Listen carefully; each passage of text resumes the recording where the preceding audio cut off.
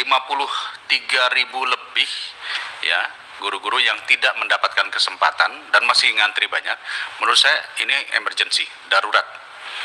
Jadi saya akan masukkan dalam kesimpulan. Izin kawan-kawan saya membacakan kesimpulan kita hari ini. Ya, hari ini kita telah melaksanakan kegiatan rapat dengar pendapat Eselon 1 Kementerian Pendidikan, Kebudayaan, Riset, dan Teknologi yang dipimpin oleh Profesor Dr. Nunus Suryani, PLT Dirjen Guru dan Tenaga Kependidikan, Sekretaris Ditjen Guru dan Tenaga Kependidikan Kemendikbud Tristek.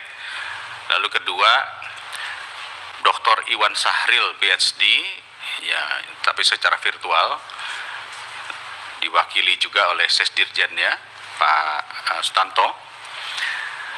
Kesimpulan saya, langsung kepada kesimpulan, Komisi 10 DPR RI mengapresiasi penjelasan dari PLT Dirjen GTK Kemendikbud Tristek mengenai perkembangan seleksi guru ASN P3K tahun 2021 dan penjelasan skema seleksi GTK P3K tahun 2022 dengan bahan paparan sebagaimana terlampir.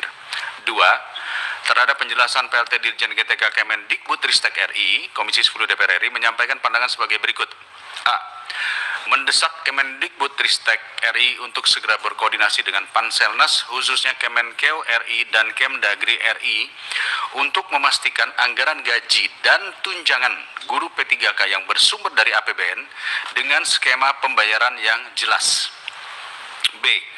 Mendesak Kemendikbud Tristek RI untuk menyusun peta jalan penyelesaian guru honorer, guru P3K dengan dilandasi data akurat mengenai jumlah sekolah, kebutuhan guru, dan dampaknya bagi satuan pendidikan baik negeri maupun swasta. Itu permintaan Pak Ferdi itu ya. C. Mendesak Kemendikbud Tristek RI untuk menyampaikan laporan secara berkala setiap 2 minggu. Jadi ada update terus selama per 2 minggu mengenai penyelesaian permasalahan hasil seleksi tahun 2021 dan perkembangan tahapan seleksi guru P3K tahun 2022. D. Mendesak pemerintah untuk mengkoordinasikan permasalahan penyelesaian guru honorer atau guru P3K untuk berada langsung di bawah koordinasi Wakil Presiden agar dapat diselesaikan secara komprehensif. E. Mendesak Panselnas melalui Kemendikbud Tristek RI untuk segera menyelesaikan permasalahan hasil seleksi tahun 2021 paling lama akhir tahun 2022 terkait hal-hal sebagai berikut. 1. Segera mengeluarkan SK terhadap guru yang telah lulus seleksi P3K 2021 sebanyak 21.343 guru dari 293.860 guru yang telah lulus dan mendapatkan formasi, jadi SK.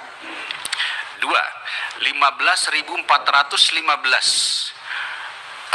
yang telah terbit NIP 3K guru ya maksudnya 15.415 guru yang telah terbit NIP 3K-nya namun masih menunggu pengangkatan Pemda dari 293.860 guru yang telah lulus dan mendapatkan formasi. Ini maksudnya apa nih, SK juga nih? Hah? Bukan, mendesak Panselnas untuk menyelesaikan permasalahan permasalahan 15.545 guru yang telah terbit NIP 3K namun masih menunggu pengangkatan Pemda. Oke. Ketiga,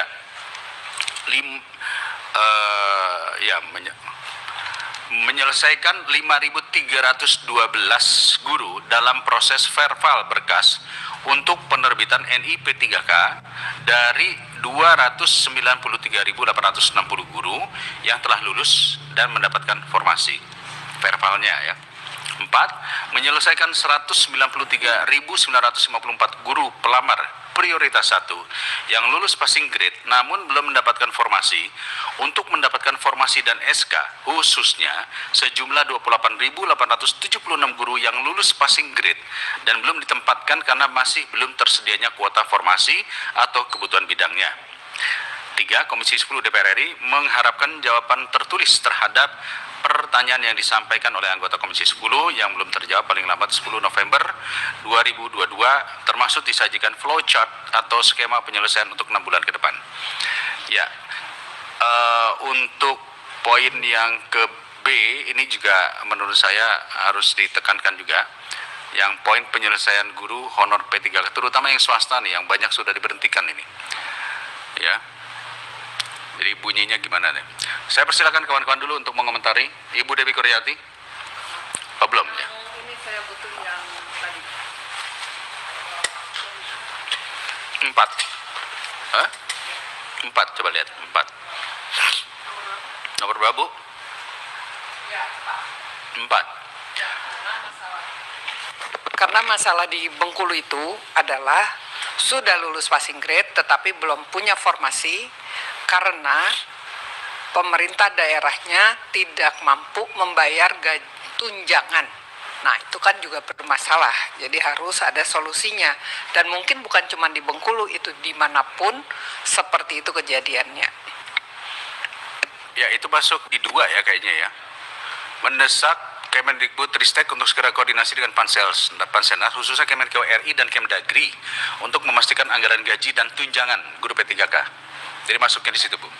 Tambahan kan gini, Ya, ini kan ada 169.000 yang lulus tapi belum dapat formasi. Terus kemudian yang 41.892 tidak tersedia formasi. Ini juga perlu penyelesaian ini. Di situ belum masuk. di poin berapa, Pak? Belum ada poinnya itu. Yang 41.000 ya. 41.892 itu ada kebutuhan tapi tidak ada formasi. Ini yang tidak lulus ya, yang tidak lolos ya. Itu ya tidak lolos, ini tidak lolos padahal ada kebutuhan kan gitu. Kemudian Lolos, yang 13.000 itu nomor 4 kan. Namanya ya. Yang nomor 4 itu ada yang tersedia formasi dan 13.000-nya tidak tersedia formasi. Saya kira ini rumusannya seperti apa ini? Ini juga yang harus diselesaikan. Nah, ini kan dari P1 disuruh P2 dan ada P3. Timeline-nya itu kalau yang dibuat di laporannya Prof. Nunu ini paling akhir Desember, betul kan? Tapi saya dapat laporan dari yang bersangkutan, guru honorer, masuk sistem dia diperintahkan untuk ikut tahun depan. ya. Nah, ini diperintah oleh sistem ketika dia daftar.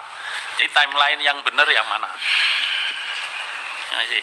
Jadi yang ini yang tidak tersedia formasi ya, 41.000 ya. Coba silakan ditambahkan itu, di mana itu? Saya daftar juga koreksi Pak Dede. Yang 24 24876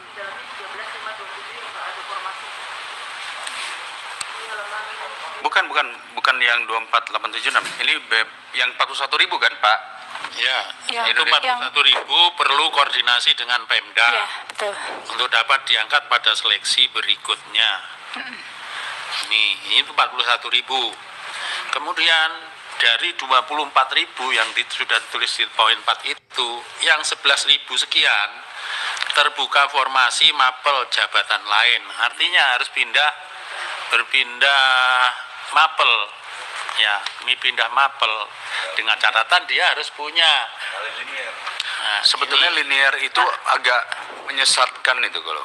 Karena Prof, masalahnya slotnya yang sebelah sini bukan berpindah mapel belajar baru, tapi yang linear dengan ijazahnya. Seperti saya sampaikan, dulu ngelamar guru SMP IPA, jadi guru SD, padahal sekarang dia guru SD sebenarnya, gitu loh. Jadi sama-sama IPA bisa jadi guru kelas SD atau guru SMP. Kemudian yang 13.500 ini, Ya itu yang memang belum ada formasi. ini kan yang oversupply itu, Pak. Yang 13.000. Ya, tidak ada formasi ini.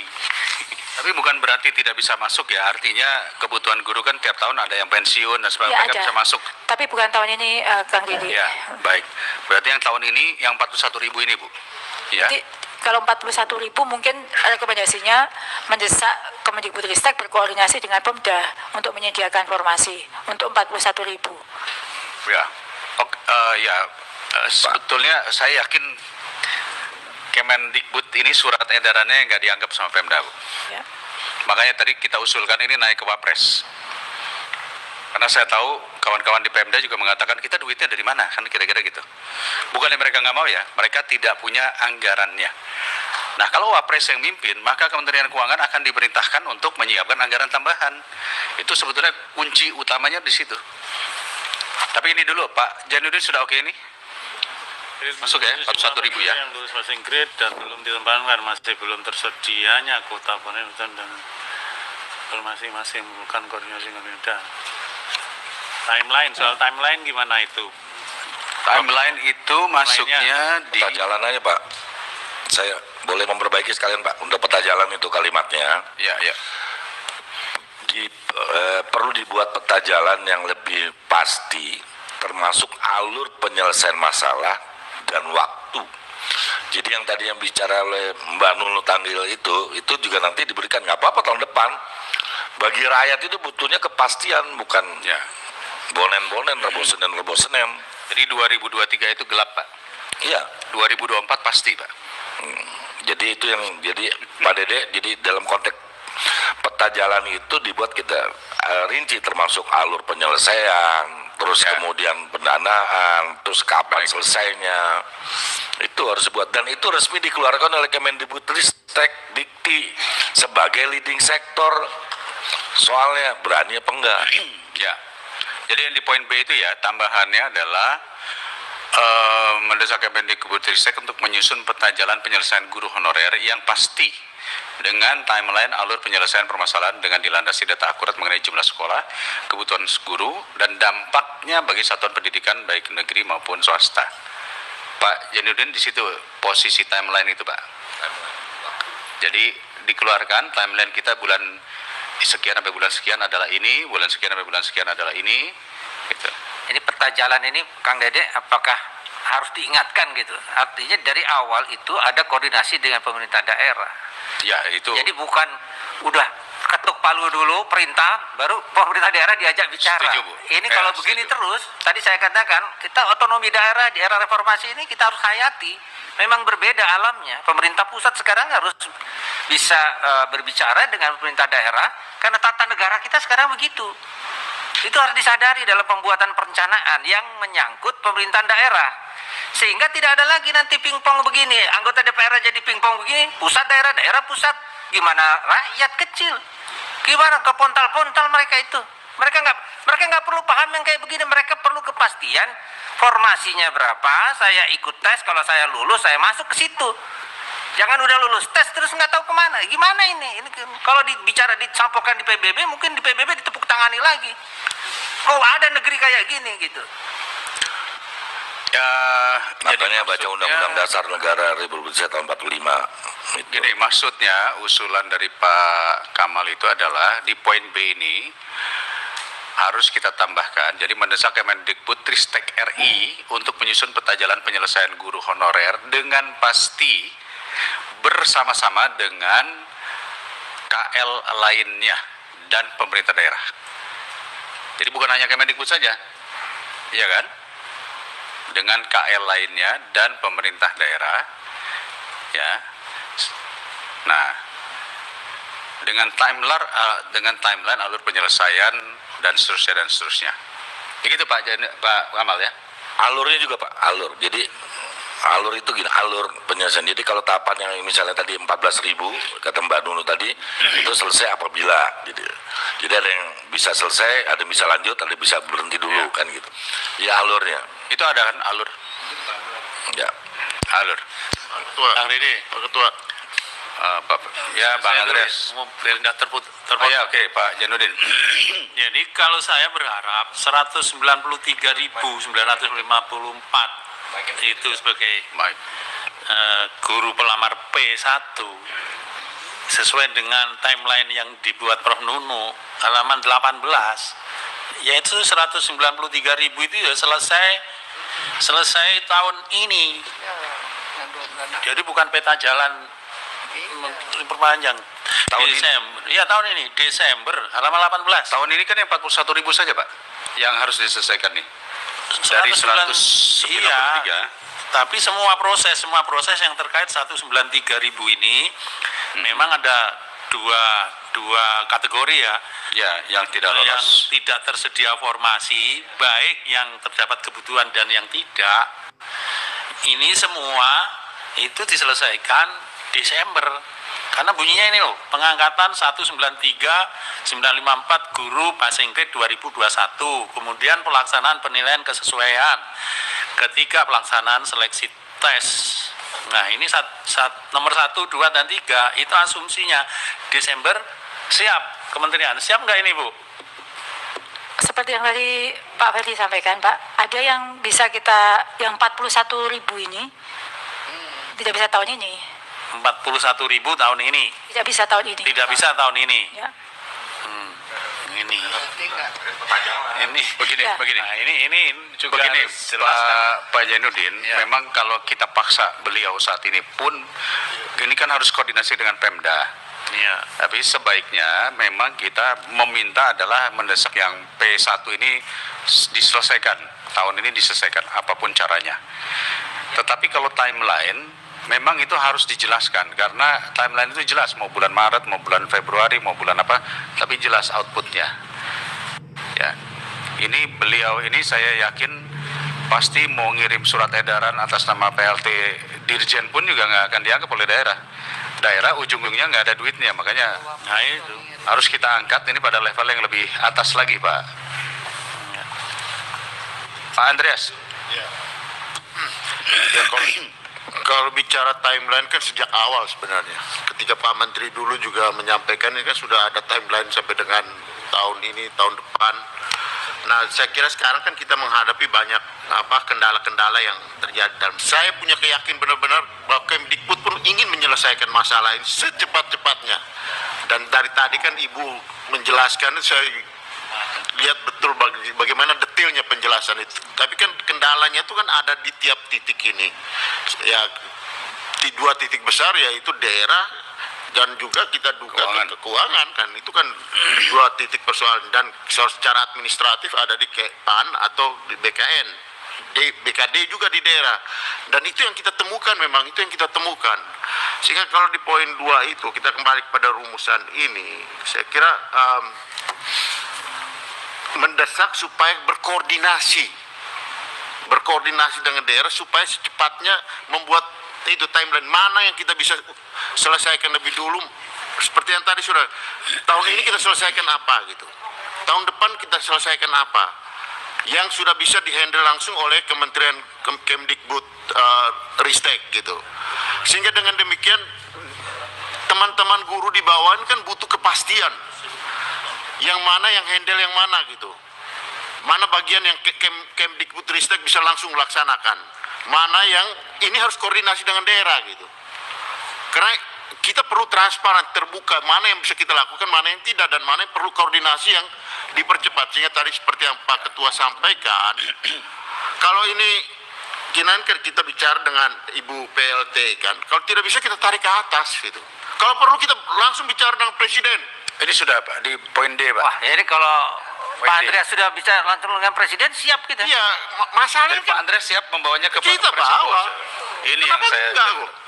Soalnya ya, Buktikan. hal-hal kecil aja kita ini kita Saya masih bicara. baru bawa ke Wapres ini. Bapak mau bawa ke Presiden tuh sudah tepat itu. Ya maksud ini masa karena orang kan nunggu ini, nunggu Saya belum penyelesaian. punya presiden, Pak.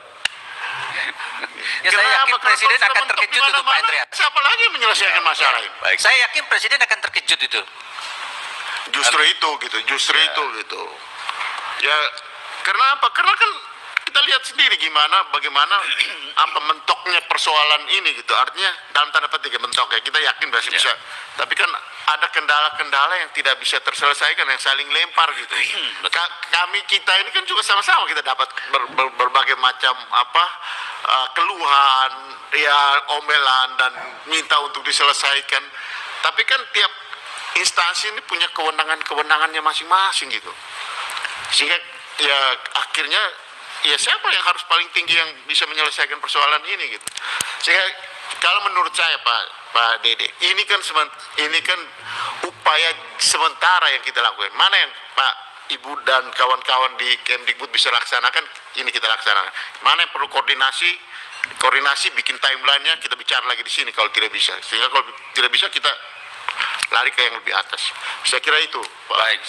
Tapi kalau bisa melarikan jangan dari kita, Pak. Karena kita bawa pansus saja mentok.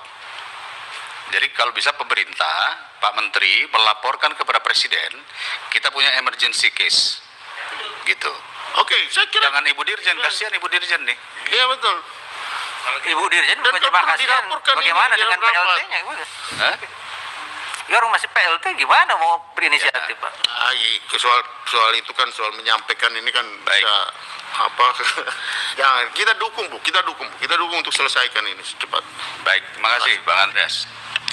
Poin-poin lainnya cukup, kawan-kawan? Silakan. Cukup ya? Prof. Nunu, silakan. Baik, Bapak Pimpinan yang saya hormati, serta seluruh anggota Komisi 10 yang saya Maaf, Bu, banggakan. ada koreksi? Ada koreksi di sini? Oh, tidak. Poin-poin ini? Sudah cukup. Cukup ya? Cukup. Jadi saya hanya ingin memberikan gambaran bahwa masalah ini adalah masalah koordinasi yang pertama. Kedua, masalah soal uang pendanaan. Berarti ini masalah DAU dan DAK yang kita perlu tahu, karena banyak daerah yang mengatakan betul kami mendapatkan gajinya dari DAU, tetapi tunjangannya pun sama besarnya dengan nilai DAU tersebut. Nah, itu yang beban buat mereka, ya. Sehingga ini pasti harus pada level koordinasi yang lebih tinggi tingkatannya, ya. Ini setuju Bu ya? Ya, Bahwa timeline itu adalah tugas dari Kemendikbud untuk Siap. menyelesaikan. Kalau sudah tidak ada, saya kembalikan kepada Ibu lagi. Silakan Ibu.